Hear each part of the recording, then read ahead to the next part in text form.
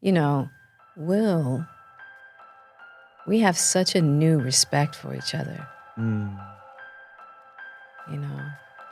And I was just talking to him before I came here, and he's like, I'm just so proud of you. He's like, I'm so proud of you. He's like, you're taking a lot of bullets for us. He said, you're taking a lot of bullets for us. You know, he's like, I could never do this. And he's like, I just thank you. And he says, and I love you, and I'm with you. You know?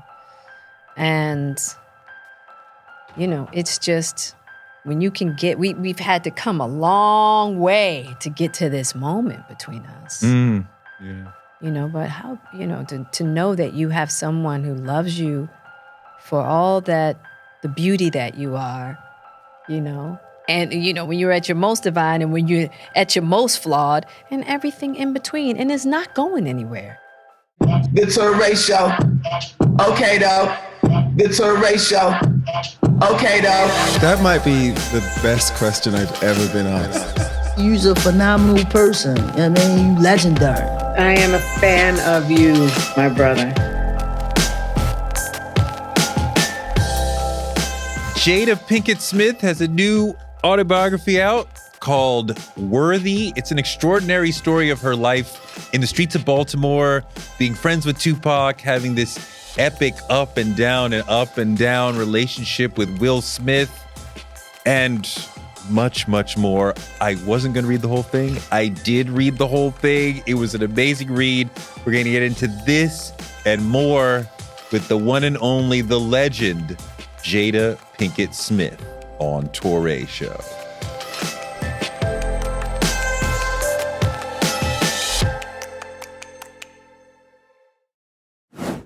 Jada.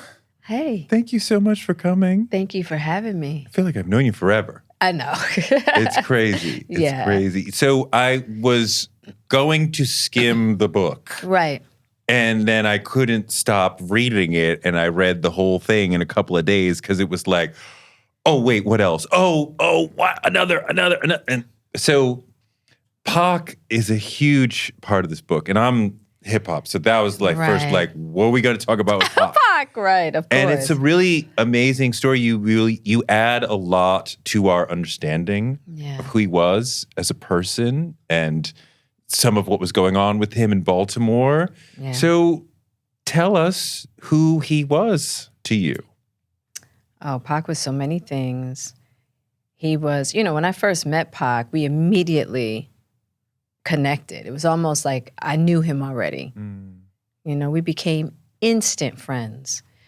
And, you know, Pac was like my brother. He was like my big brother sometimes my little brother. He was very much a protector. He also was a teacher.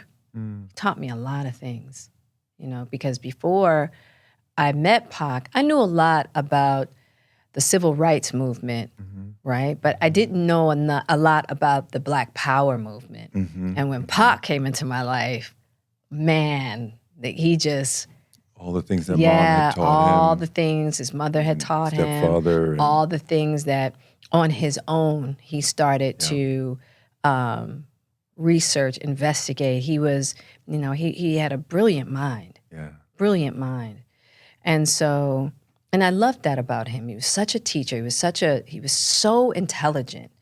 And he could go from the Black Power movement to Shakespeare to Van Gogh, from Rakim to New Order. He was so, his interests were varied just like mine.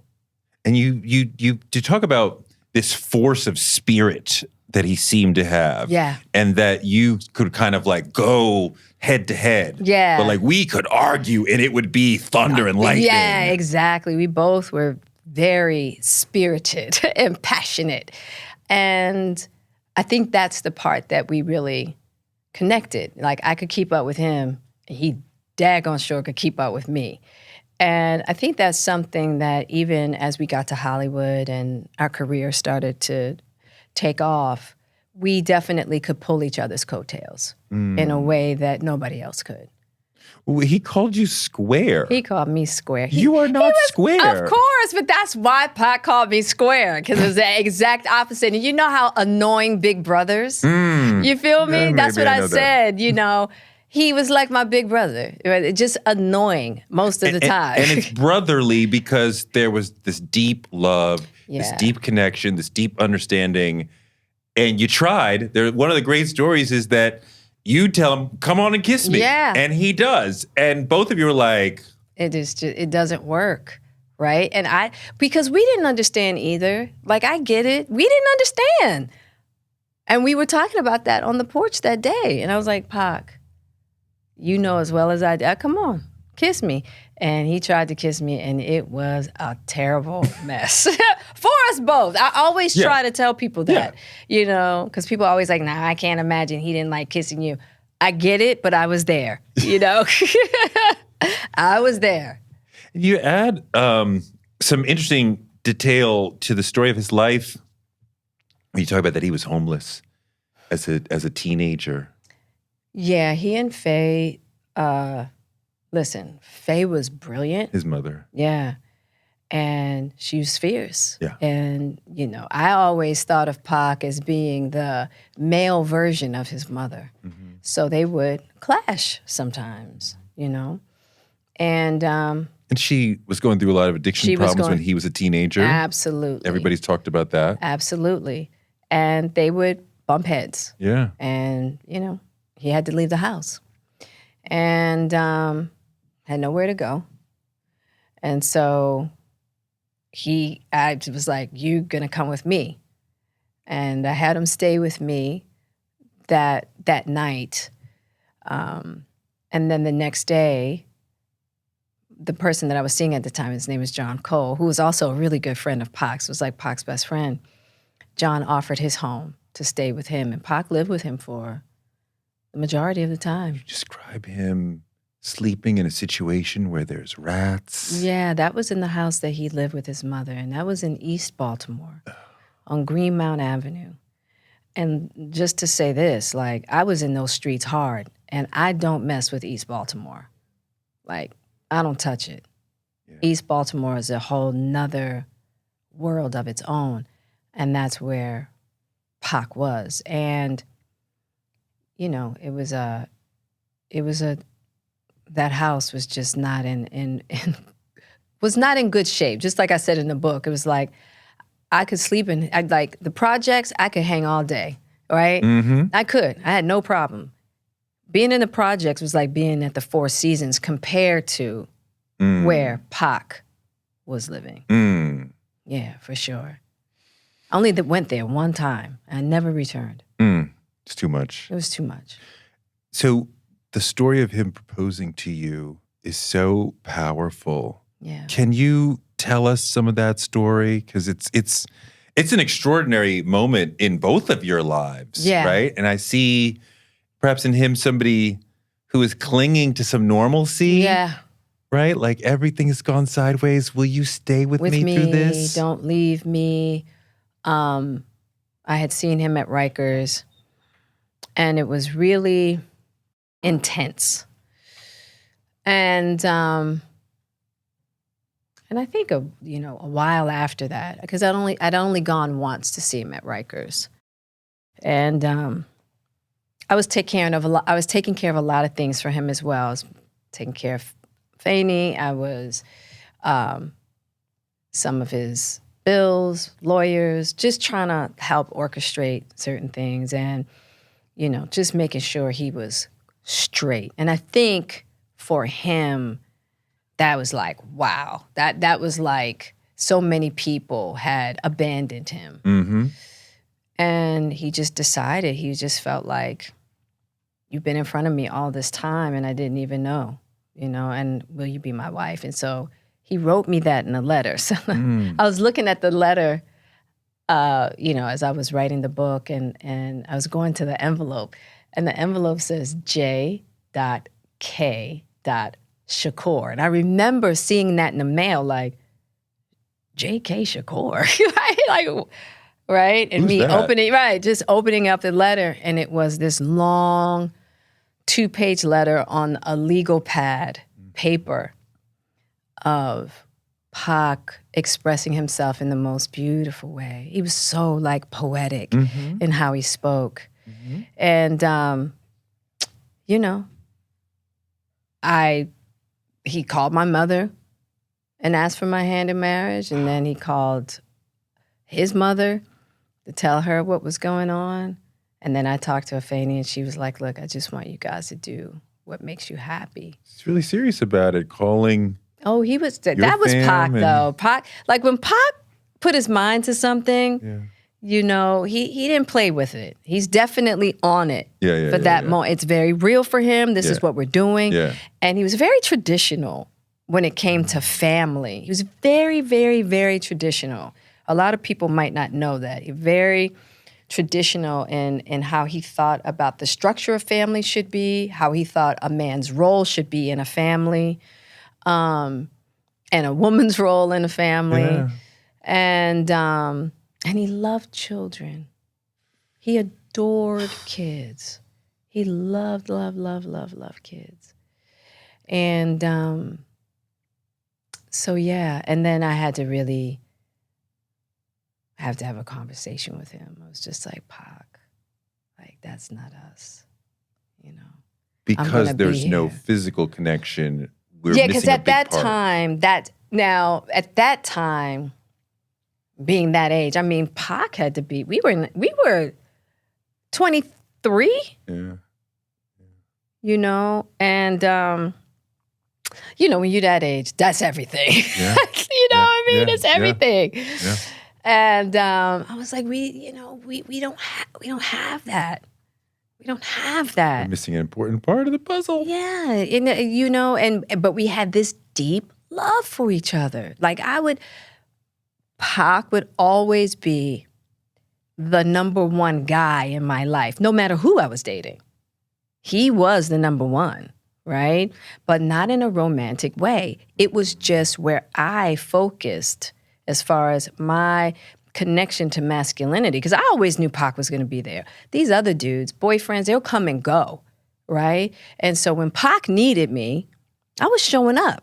Because no matter what, when that dude is gone, guess who I'm going to call? Pac, right? When I need something, guess who's going to be there? Pac, you know? So he always came first, no matter what. But at the same time, we didn't have that thing to be. Missing part of it. We didn't have that thing. But is that the love of your life? Oh, I wouldn't say Pac is the love of my life. And I wouldn't say that I'm the love of his life either, right? I would say that Pac was just a beautiful expression, a beautiful representation of love in my life. Interesting. You know, I don't know if there's such thing as a love of your life. I think that's a very romanticized concept because I think that there are different people that represent different aspects of love. Yeah. Love is so vast, right? It's so vast. And so to say that if you want to know the love of my life, it would be the great supreme in myself. Interesting. Right? Because what I'm finding in my relationship with myself and in the relationship with the great supreme, oh my goodness, that is like, that is the core for me. That is the foundation. Without that, there is no love. Yeah. Right? Yeah. So that's the love of my life. Right? And then Pac represented an aspect of that love. My kids represent an aspect of that love. My mother represents an aspect of that love.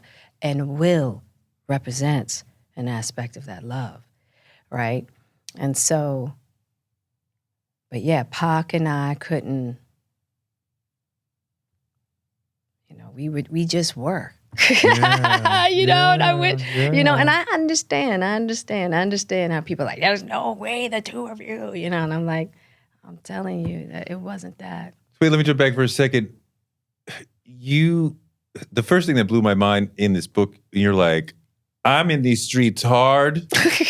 I could be a queen pin, and I'm going for it. Yeah, I wanted to be a queen pin. Now, I wasn't great at being in the streets. You know what I'm saying? But you were good at it. I was holding my own for a while. I was holding my own for a while, for a good 2 years. I was holding my own. That's real. And I had a lot, but I was holding my own because I was connected to people as well that were really holding me down as well.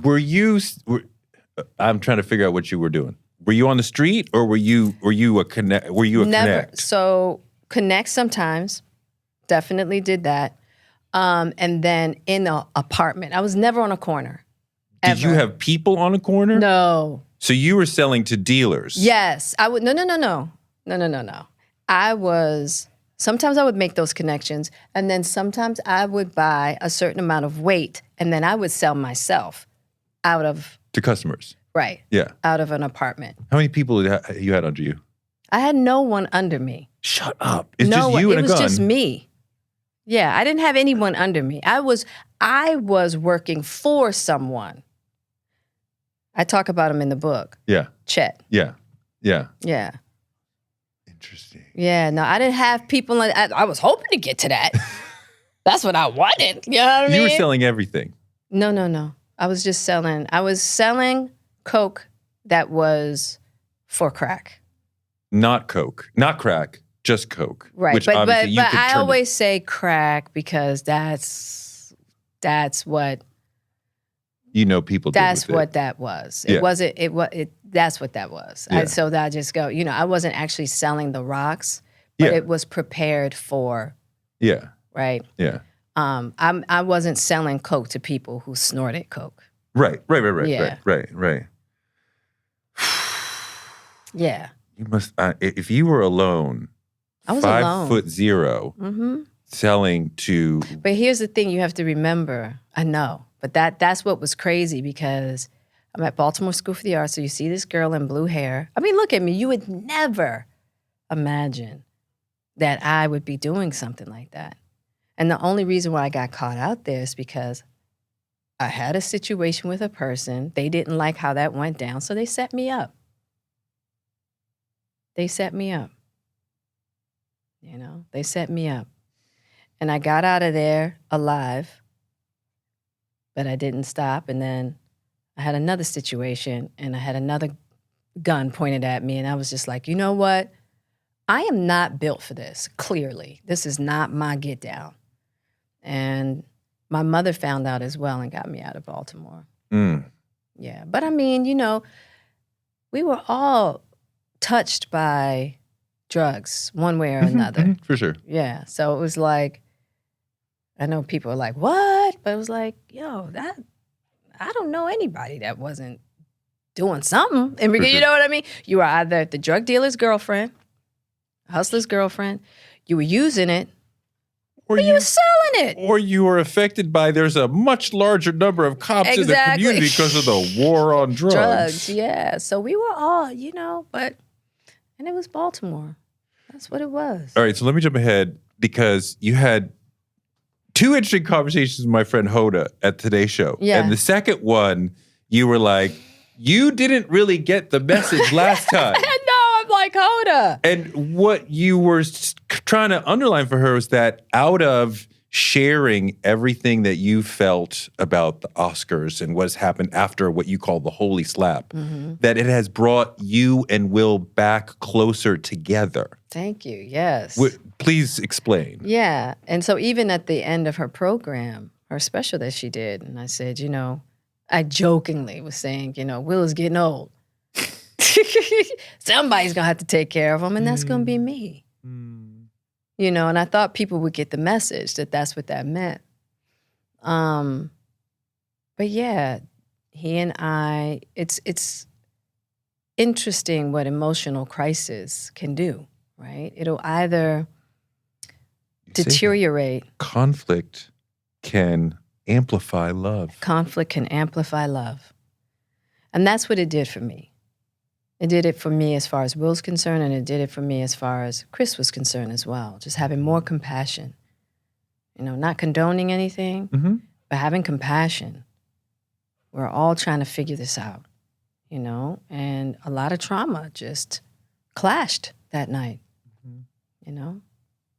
But in the wake of that, what you talk about is not, I'm angry with you, you embarrassed me, you did the wrong thing, blah, blah, blah. It's, I need to support him. Oh, yeah. He is in crisis. Absolutely. And even though it's of his own making, I need to be there for him. Absolutely. Absolutely. Because that's what being in a partnership is about, right? It's a holy path. And you just start to realize, I know for me, you start to realize that being in a relationship is not about what you can get out of it. Being in a relationship is about how can you learn to love within it all that life offers, the good and the bad.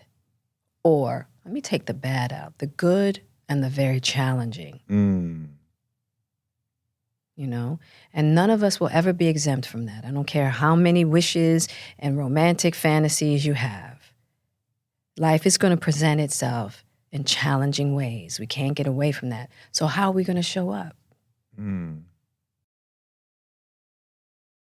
Is this chapter, what happened there, writing it all, putting it out to the world, is this leading to a new chapter of your relationship? I want to say marriage, but Absolutely. not marriage, right? Where, right? Or it's a new day. It's a new, beautiful day. You know, we have such a new respect for each other. You know? And I was just talking to him before I came here, and he's like, I'm just so proud of you. He's like, I'm so proud of you. He's like, you're taking a lot of bullets for us. He said, you're taking a lot of bullets for us. You know, he's like, I could never do this. And he's like, I just thank you. And he says, and I love you, and I'm with you. You know? And, you know, it's just, when you can get, we've had to come a long way to get to this moment between us. Yeah. You know, but how, you know, to know that you have someone who loves you for all that, the beauty that you are, you know, and, you know, when you're at your most divine and when you're at your most flawed and everything in between, and it's not going anywhere. Because that's the thing. Feeling like we have to be these perfect people in order to be loved. We have to be inauthentic in order to feel valued and worthy enough to be loved. And then you have to ask yourself, well, is that really love? Right? And I think for me, that was the void. Right? If you feel like you can't be loved for all that you are, everything. At your worst. At your worst. And most people, that's when they want to leave your side. And I knew for me, I had turned a corner. That moment, sitting at the Oscars, that instantly, I didn't have to think about it. I did not walk in there as his wife, but I knew the instant that I saw what was happening, I was his wife. I'm walking out of here as your wife now. And I'm going to be by your side through this. You know. And him using that word in yelling back at Chris, wife. Yeah. I was that hit you hard. Yeah, because I was like, whoa. I haven't heard that out of his mouth in a long time. But it brought you back. It brought me back. That it's still in his heart. Yeah, that's my wife. And I was like, oh, snap. Even that, I was like, whoa, what did he just say? I'm trying to keep my cool because I'm like, did I hear that right? You know, yeah, it was so much going on. You know, it was so much going on. Y'all and Chris had been sniping since Oscar's So White. And now he's saying wife, and now it was just all these things are happening. Yeah, it's just so much. One of the things you talk about in the book is your understanding of Hollywood, very particular and unique town. And you are good at saying, no, I'm not going to do that role. Right. Because it's not right for me. And if it's not right for you, the audience will see that it won't work. Right. So you understand the subtlety of staying on that level. Yeah. Right? Of being the number one or number two person on the call sheet or Right. above the title. So understanding that, Will, adding this moment to what we all know about him, right? He was the nicest guy in America, right? And then suddenly he let something else show, and some people went one way and some people went another way. Has something been broken as far as his relationship with the audience? Can he continue to be the same, number one guy he was before, or has something changed? That's really his journey. I don't know. That's something that, in my mind, yes, I think this has been a beautiful opportunity. He's been doing such beautiful work, And so I think just having more of Will, more of the beauty of Will. And sometimes we have to deal with certain things within to get to those really beautiful gardens that have always been there and waiting to be seen. I think in this era of cancel culture, we don't want to see growth. Mm-hmm. We want to strike people down. Yeah. And we don't always think about somebody going through something could make them deeper and more interesting and more human. We're like, oh, you fucked up. Like, well, everybody fucks up. Well, I talk about this in the book. I think cancel culture is a projection of other people's inability to deal with the realities of themselves. We all carry shadow. Every last human being on this planet. And so I do believe cancel culture is more like, I don't want to look at it. I don't want to have to deal with this. Cancel, cancel, cancel, you're out. Because I don't want to have to deal with me and dealing with this. And that's all cancel culture is. So you're not canceling a person. You're canceling what's coming up for you in it. Whatever your stuff is, that's what you're canceling. Right? And that's what I really have gotten to realize in all the frying pans that I've been in. It's interesting. There's an interesting arc of Will in this book in that it ends with the two of you in connection after this traumatic moment. But the beginning is kind of rough. Well, yeah. At least the way that you choose to tell it. And like the story with your grandmother is one of the first real stories that Will gets in the book. And it's a moment of sabotage. He sabotages you with his grandmother. That's his grandmother. With his grandmother. The first time you're meeting her. You call it sabotage? Dude, you are screwing her. Wow. So much with those sort of relationships with grown women and like, you took your clothes off? Like, I'm being professional. Oh my God. Will's sense of humor. Yeah, for some reason he thinks making people uncomfortable is funny. He did it to his own grandmother. He just has a thing about that.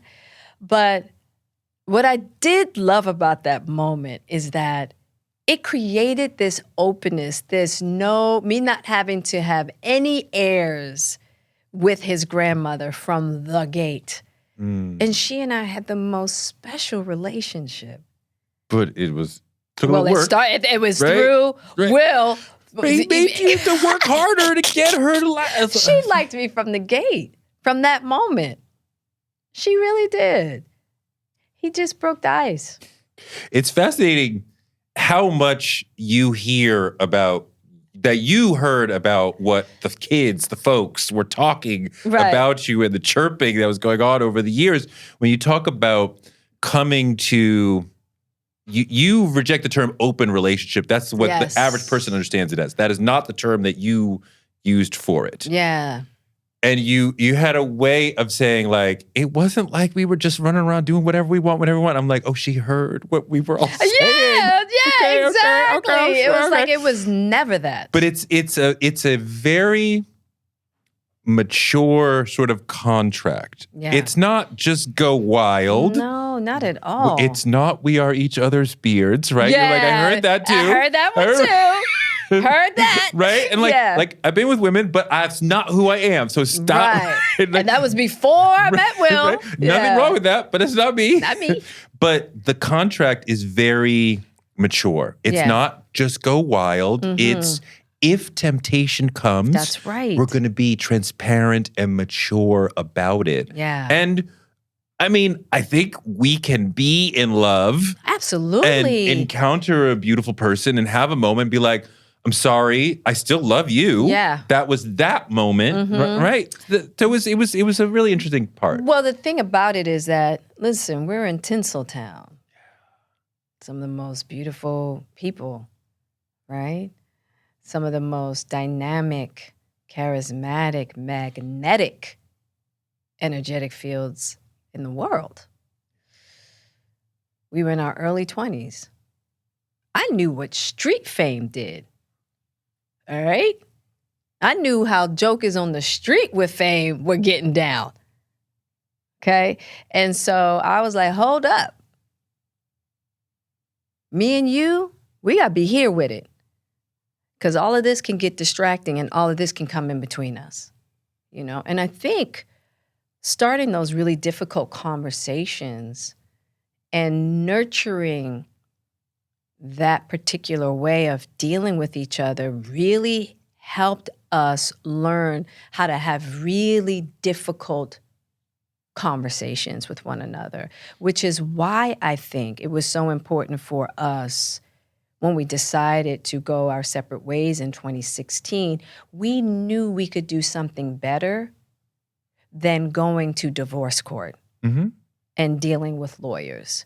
So I do think that the setup of that particular kind of relating created a really deep friendship and spiritual bond between us that has kept us going, even through the times where we were questioning whether we wanted to spend the rest of our lives together.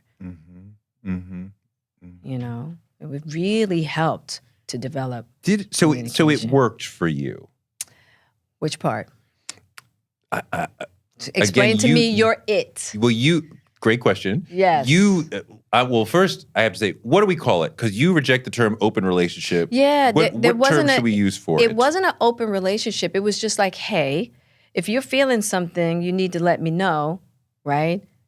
And I'm coming to you, right? Because we're going to be apart and we're just going to have communication.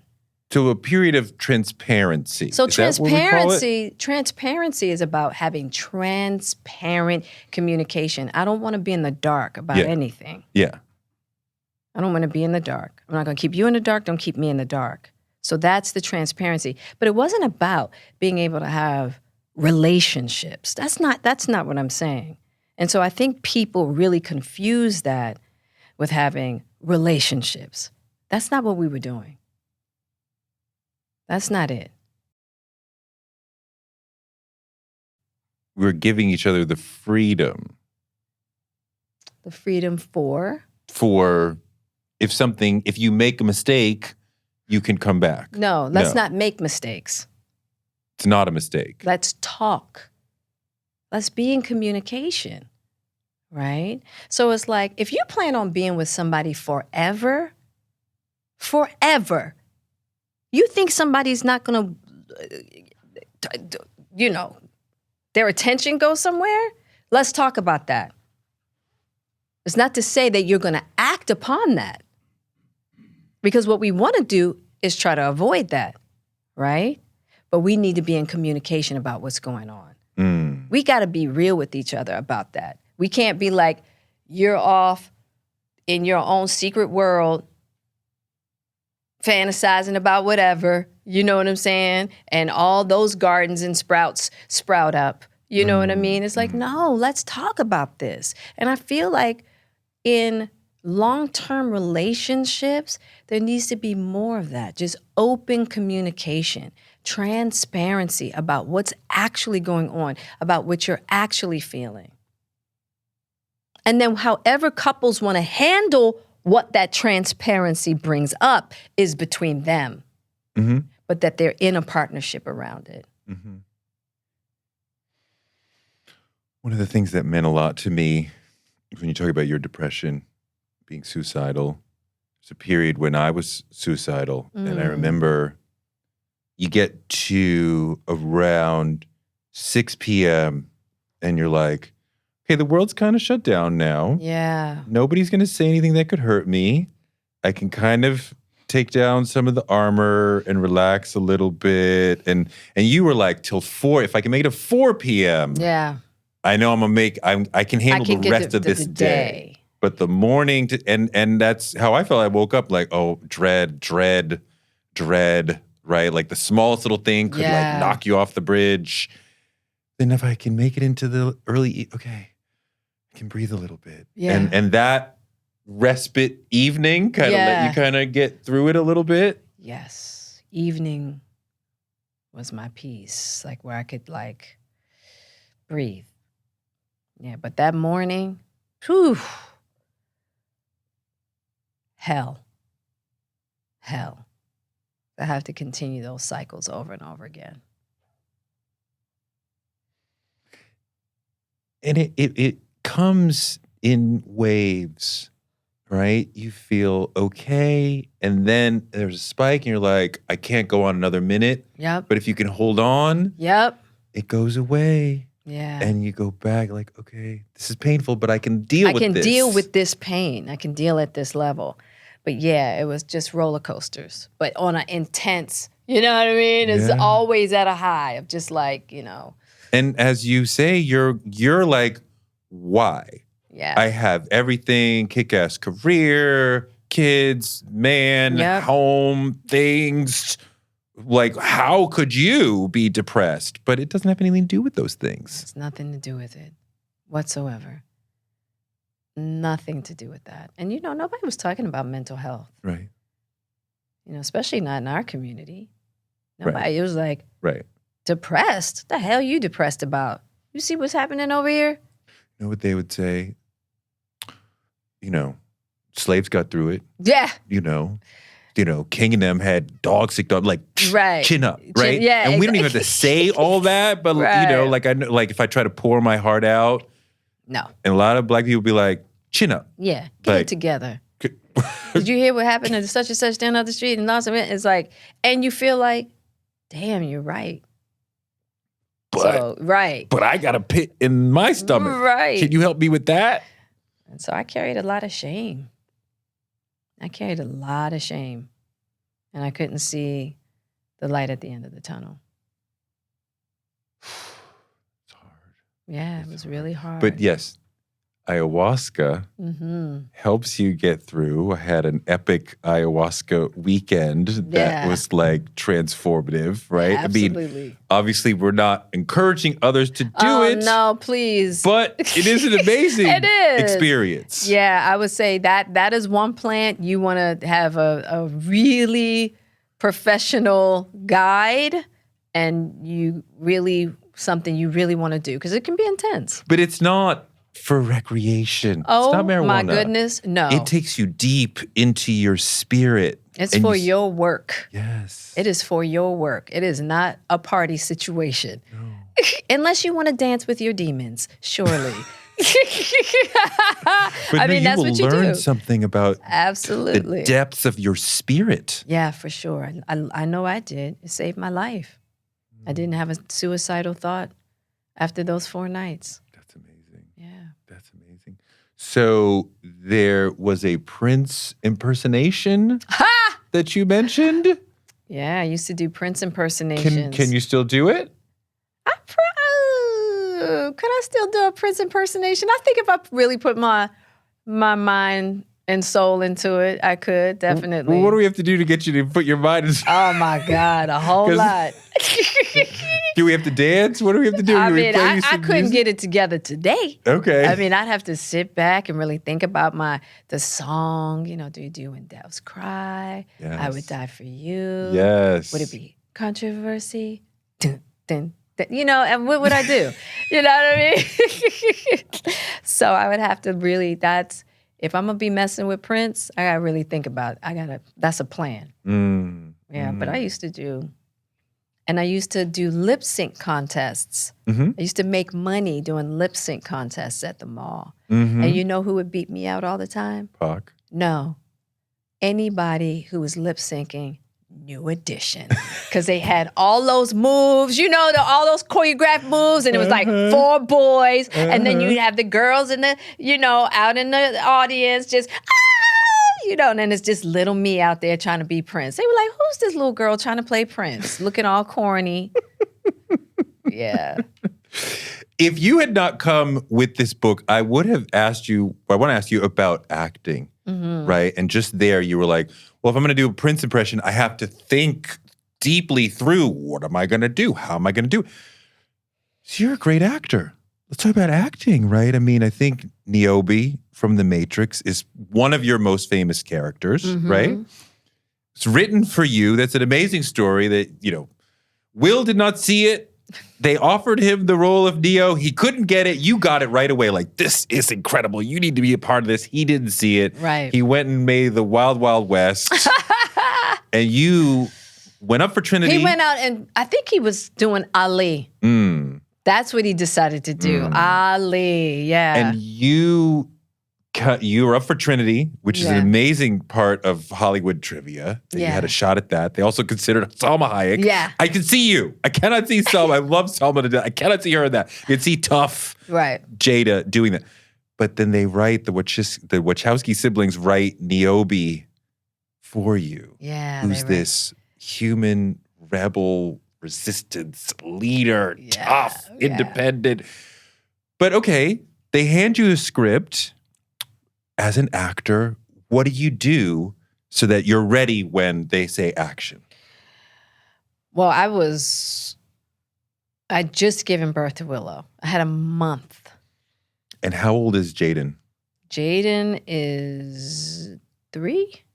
Babies. Yeah. Full time. Yeah. Blue collar. Yeah. Diapers and crying and toddlers. But and my mother is by my side. She's, I'm like, Mom, I need you on the set with me. So she stayed on the set with me. She took care of Willow. Because I was breastfeeding too. So she was bringing Willow onto the set every hour. You know what I mean? It was a whole thing. I had my girlfriend Fawn with me to help her, to help my mom as well. Because Jaden was on the set with us as well. It was wild, right? And this was not filmed in America, right? When we were in San Francisco, we went to San Francisco to film the video game first. Oh. Yes, we went to San Francisco. And then all of us went to Australia. Right. Yeah. Right. Yeah. And so I had serious weight training. I gained like 15 pounds of muscle. Wow. I, gymnastics, yes. Fight training. Because there's a specific form of movement throughout the movie. Absolutely. So you got to get in the vibe. Yep. And so it was Kung Fu. But so I had to, we all were training together. Yeah. But when you read the script, there's textual analysis that's part of it. There's you writing out a backstory for this character? Well, the siblings had that down. Okay. Yeah. So they give you a Bible. Right. That tells you this is what this character is all about. Exactly. It was very much like a comic book, right? So backstory, how you look, your attitude, everything. They really crafted that character. So I didn't have, I was just getting from them and understanding from their point of view who Niobe was and just getting in line with that, And they wanted her tough as steel. Is there a period when you have to sit alone, think about the lines and think about the character and really like bring her to absolutely. life? What do you do? Yeah, I had to really imagine, because it was an altered reality. Yeah. Just really imagine, like, okay, humanity is at war. Humanity is at war, right? And just getting myself in that mindset. But that's why I really trained hard. I was strong. I was about to, compete. And they have those fitness, bikini CrossFit. fitness competitions, like that kind of stuff. I wasn't like a weightlifter, but I was brick. So I had the attitude of like warrior, soldier. I can take on anything. I mean, I used to try to like wrestle Will. He was training for Ali. And, you get so brolic and you get so brody, you think like, I can take down this 6'2", joker. So he had to show me a couple of times, like, I don't care how buff you get. It ain't happening, So, but that's where I was. I was in that kind of like, but just getting into that mentality, like we are at constant war. Yeah. What did you do to get ready for Set It Off? Set It Off was so close to home. It's more you. That was more me. Or who you had been in Baltimore. I was, so it was. Because you were the chick who was like, ready for action. Yeah, I was ready. I'll shoot. Well, who do you want me to shoot? Who won't it? We had to keep telling, please calm down. Just calm it down. We don't need you to shoot anybody, because I'll shoot him. Right. So I think all of us, we all related so much to our characters and to the premise of that movie. That movie was very close to me. I knew very well who Stoney was. Yeah. How'd you get ready for Lena James on A Different World? Well, Lena was me too. I mean, Debbie Allen created that character, right? So what I wanted to do, though, is I wanted to bring a little funky, fun creativity. So I brought a little bit of the Baltimore School for the Arts in there with the, she would wear bathing suits over jeans and stuff like that. And, but the preparation was more, I was more in a method field with that because it was more of who I was. Are you typically a method actor? Unless it's, I am typically more method for sure. Which means when they call cut, you stay in character. Which means, yes. And you want people on the set to call you? No. That's extreme. Okay. Yeah, that's extreme. That's extreme. I don't go that far. You don't have to call me, name of the character and all that. But you want to live. Yeah, in I live her. it. I live in it. I'll go on the set. I'll sit in the set, live with the set, be with the set, stuff like that.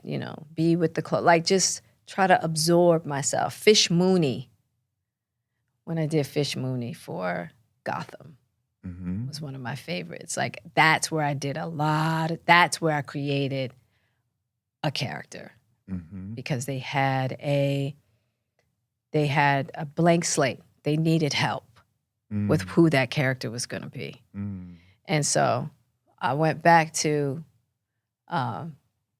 kind of my queen pin days of wanting to be Griselda. You know what I'm saying? I was like, who is the most dopest, who was like the dopest like queen pin on the planet? Griselda Blanco. That's who, you know what I mean? And so I was like, yo, that's my girl. That's Fish Mooney. So that was my base. And then I was like, oh, and I'm going to make her a chess master. Because they were like, she should be on drugs. She should be on alcohol. I said, hold up. A woman that is on substance abuse in this world will be taken advantage of. She actually has to be smarter and more cruel than all the men. That's the only way she can be on top. Right. Yeah. She's going to be a chess player and she's vicious. It's not even just about being hard. She's vicious. This is a person like, usually men are like, keep men and women and children out of it. You know what I mean? But just that you get a script and you say, for it to be its best, we have to do this. Yeah. The character has to be this. So that's your understanding of the text, your understanding of humanity, your understanding of what absolutely. the audience will accept. It's not just, I learned the lines and I executed. No. I brought my own imagination. Sometimes I have to. If I'm working with Michael Mann, you don't have to do that. You don't have to do that. Michael Mann is going to put you in the direction. He does all of the research for you. He's going to find the people that you need to sit with, that your character resembles. He's going to tell you how your hair should be. He's going to tell you what clothes you should wear. He is a brilliant, character structuralist. You know what I'm saying? And I trust him. He did it twice. I worked with him in Collateral and Ali. Brilliant. One of my favorite directors to work with. Brilliant, because I love the way his mind works around the story of character. I learned so much about thorough research, what to look for to really get inside the mind and the body of a character that I'm playing. Brilliant. But as an actor, you're always a student of humanity. Absolutely. Right? How do people communicate who they are? And students of animals. I'll watch squirrels and take on interesting different energies or different ways that animals move, and you implement that into how your character moves. So you have a spirit animal. Absolutely. So Fish Mooney was more panther, very sly and moving very slowly. Whereas some other characters would be more squirrel. What about Niobe? Niobe was more lioness. Lioness, yeah. See it? She's more lioness. And then my Girls Trip, squirrely. Right? So, just kind of fidgety, always, kind of moving around all the time, that kind of thing. So, you incorporate all these different characteristics, to build. Yeah. Yeah. I never heard an actor talk about bringing in animal characteristics. Sometimes I bring in animals for the language of my body. Right. Beautiful. Language of the body. So how I sit, how I move my hands, what's my tempo. Because animals have a lot of, different tempo and ways and they move their body, weight forward versus weight back, head long versus, giraffe. That long, it gets crazy. But I learned that in school. I mean, you are captivating. Right? As soon as you step on stage or screen, we are drawn to you. There's an it.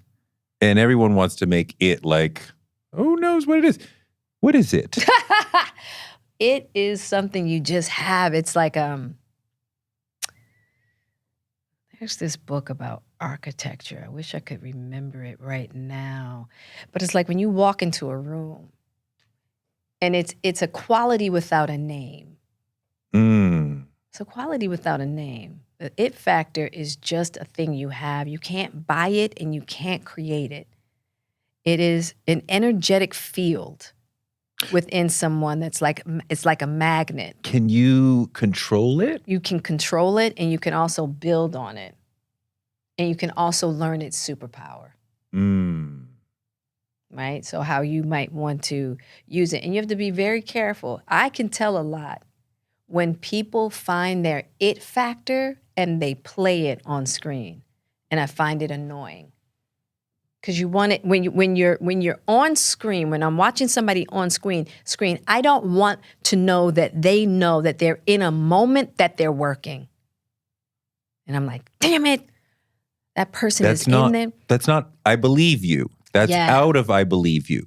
It's right. It's wow, this is powerful, but I know that you are playing the camera and you're sitting in your it factor and you're playing you are playing it rather than being it. Versus being it. And it's very subtle. It's very, very, very subtle. But I don't want to know that you are aware of yourself. Because if you're aware of yourself, you are in you and not the character. And now I'm with you instead of in the scene with the character. Now you done brought me out.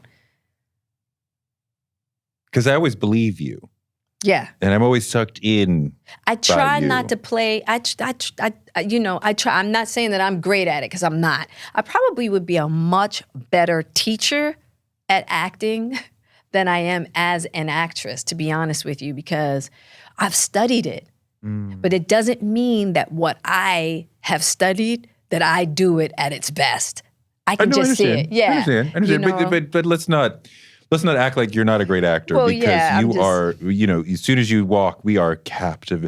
I think that, and, correct me if you think differently, there's kind of two different kinds of actors. There's chameleons who are completely different each time. Yeah. And then there are people who kind of play themselves over and over, but they are so compelling that I will go see them every Denzel time. do Denzel. I'll go see Sean Penn do Sean Penn. Cruise. All of that. Yeah. So which but one? Tom can go, all of them can go, they can all do something else. They can. They're all dope. Which one do you think you are as an actor? I can do both. I love playing me. You play you a lot. I play me all the time because I love it, right? But and the audience likes it, right? Exactly. And then, but even like the last Matrix that I did, that's a long story, but I love that I got to play Niobe older. Because I looked at myself and I was like, I don't see Jadism in there. I got to play old Niobe, still fierce, but she was old. And I was like, okay. It was not the first time, that I got to really pull away from. Because even Fish Mooney, I don't know if you've ever seen Fish. She's one of my favorite characters. Fish is so gangster. Even Fish, I can see the alter ego of Jada.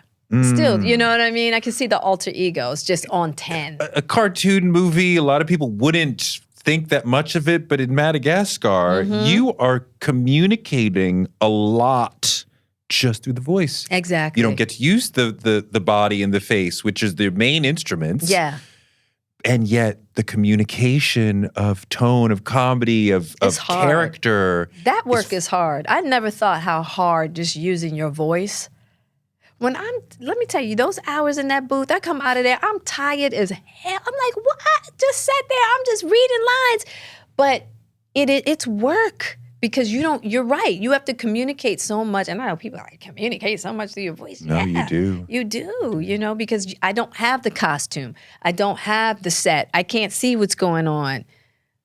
All you have is your imagination and trying to figure out how to be this hippo through the microphone. Right. No, you can't smile to communicate, well, she actually means this and that. Yeah. So wait, you're one of the great Black actors of your generation, and everybody who comes on the show, I talk to them about what does it mean to you to be Black? What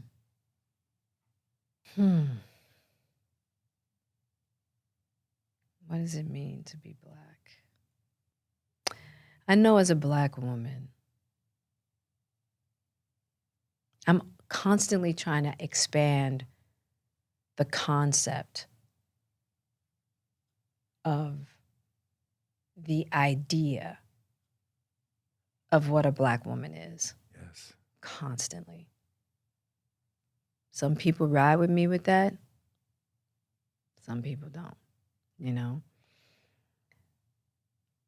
But I see,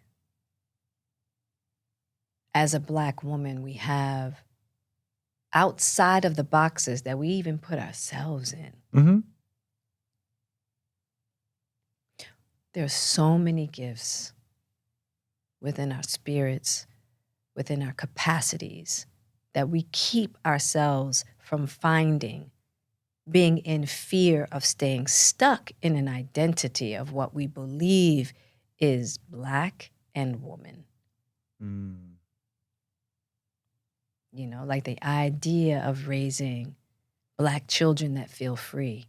And that doesn't look like how Black people raise their children. It's like, is it more important to look how Black people raise their children versus raising free Black children?